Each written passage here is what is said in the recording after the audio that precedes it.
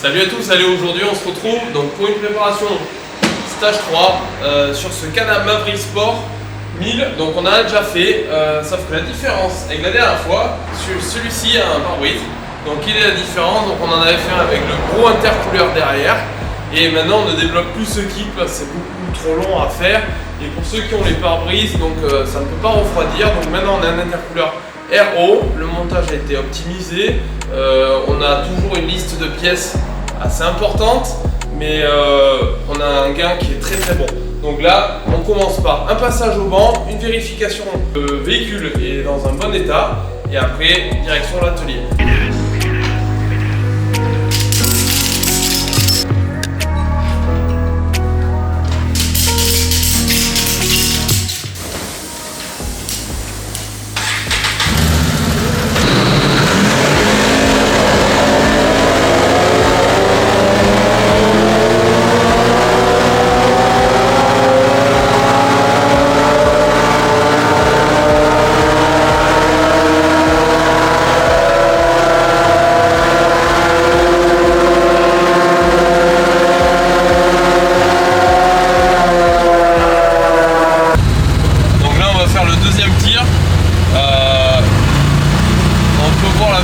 Par exemple, quand on se met à 20 km/h, on écrase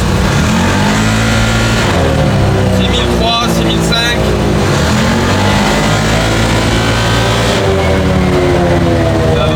On va essayer d'optimiser la variation pour qu'il soit plus réactif.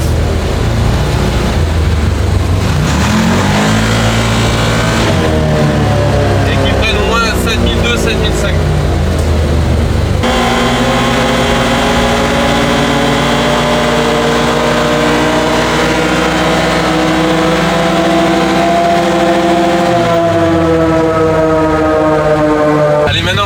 S'il n'y a pas de code d'erreur, maintenant que la machine a été passée au banc, et puis après direction l'atelier. Interroger, rien de particulier, la machine a 128 heures, je viens de regarder l'historique de fonctionnement, tout est ok. Donc bon, j'ai vu qu'il y avait une carto, même le client me l'avait dit, on la sortira parce que on va installer dessus notre stage 3 turbo. Donc maintenant que tout est ok, direction l'atelier.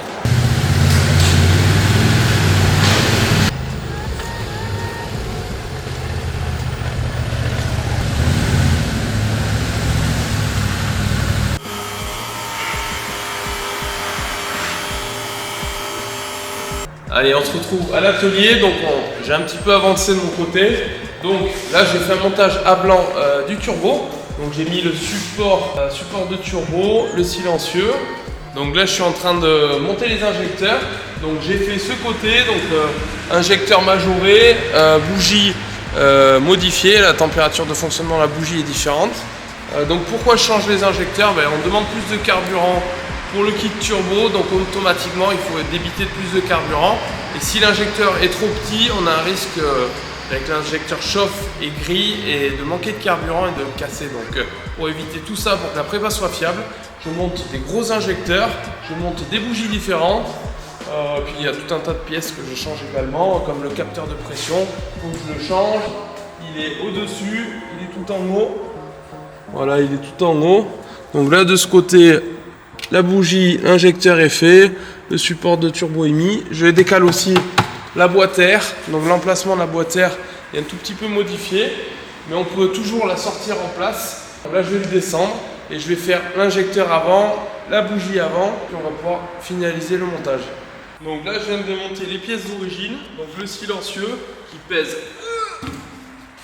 Je me sers des fixations d'origine du silencieux qui est très lourd pour pouvoir monter mon kit turbo. Donc vu que mon kit est plus léger, ça pose aucun problème.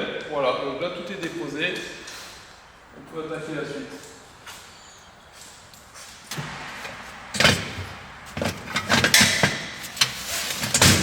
Donc là je démonte la trappe d'accès pour aller chercher les injecteurs, enfin l'injecteur et la bougie arrière.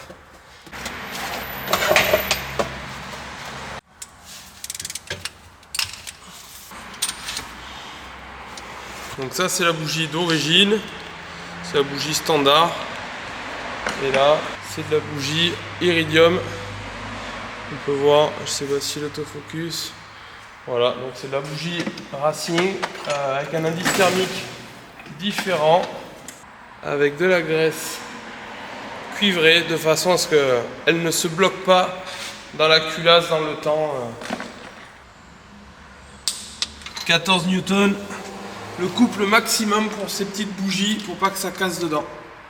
Donc là je suis en train de faire, j'ai fait la bougie, là je suis en train de faire l'injecteur, donc là on n'est pas dans une position la plus agréable, mais bon, il faut le faire. Donc là je dépose l'injecteur et je vais remettre le gros. Donc là il y a les deux vis à sortir, ici, ici, et puis sortir l'injecteur, et puis voilà. Bon allez, ça y est, j'ai avancé en caméra off. Donc qu'est-ce que j'ai fait? Donc là, variateur déposé pour faire place à la version renforcée. J'ai fixé le support de turbo ainsi que le retour d'huile spécifique. Et alors là, comme vous pouvez le voir, je passe. Donc là, ça va être l'intercooleur RO qui va être monté pour refroidir les températures de l'admission. Donc plus d'intercooleur à l'arrière. Donc sur la première vidéo, j'ai eu beaucoup de retours de clients comme quoi les clients ne voulaient pas d'intercooleur à l'arrière des sièges. Ils trouvaient que ça faisait un peu trop tuning. Et puis là sur cette version là avec le pare-brise, on ne pourrait pas faire refroidir l'intercooleur.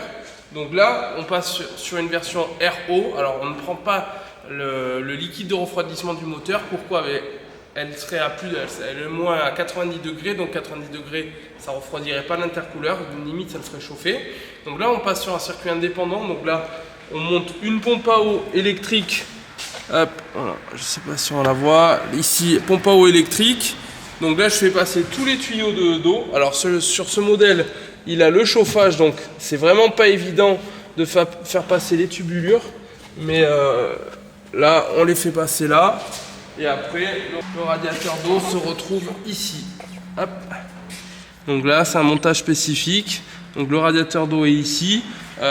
J'ai souvent la demande, est-ce que le radiateur prend pas trop de saleté et ne refroidit pas? Non, après beaucoup d'essais sur piste, même avec des temps très gras, on ne se retrouve pas avec un radiateur bouché. Donc clairement, c'est efficace, ça marche.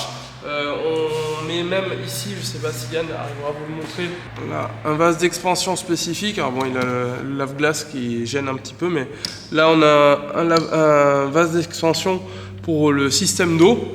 Donc là c'est un système spécifique qui permet à ce que le véhicule soit fiable. Donc les injecteurs sont posés, gros débit pour pouvoir avoir de la quantité, les bougies spécifiques, le circuit d'eau. Donc maintenant il nous reste plus qu'à poser le turbo, remonter le turbo, tous les caches, et puis faire la purge de liquide de refroidissement, l'alimentation électrique, et puis après direction le vent.